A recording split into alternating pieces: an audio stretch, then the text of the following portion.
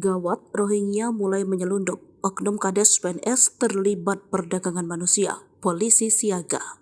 Kedatangan ribuan pengungsi Rohingya mulai menimbulkan persoalan bagi warga Aceh, sebab pemerintah belum memberikan perintah jelas terkait penanganan manusia perahu tersebut.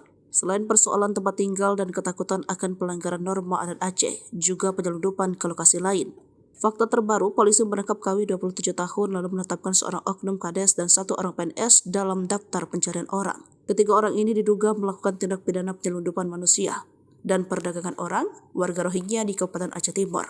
Kapolres Aceh Timur AKBP Andi Rahmansyah dilansir dari Seribuku TV. Dari Kompas.com pada 22 November 2023 mengatakan, KW merupakan warga Kecamatan Darul Aman Aceh Timur, sopir truk dalam penyelundupan manusia.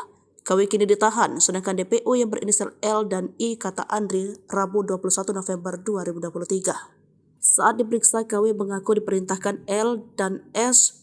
L merupakan oknum kepala desa di Kabupaten Aceh Timur, sementara S, PNS yang menunjukkan lokasi penjemputan kepada KW atas perintah L.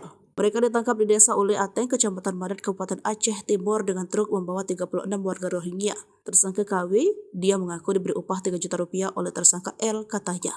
Kini para pelaku dijerat pasal 120 ayat 1 dan 2 Undang-Undang Keimigrasian nomor 6 tahun 2011 tentang keimigrasian dan atau pasal 2 ayat 1 junto, pasal 6 junto, pasal 10 Undang-Undang nomor 21 tahun 2007 tentang pemberantasan tindak pidana perdagangan orang. Ancaman pidana paling singkat 3 tahun dan paling lama 15 tahun penjara, ujarnya.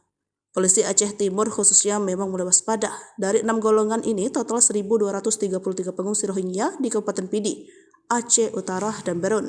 Terkait dengan hal ini, Andi menghimbau kepada seluruh masyarakat khususnya para nelayan dan masyarakat pesisir menginformasikan kepada petugas keamanan jika ada pengungsi Rohingya yang masuk melalui perairan wilayah hukum Polres Aceh Timur.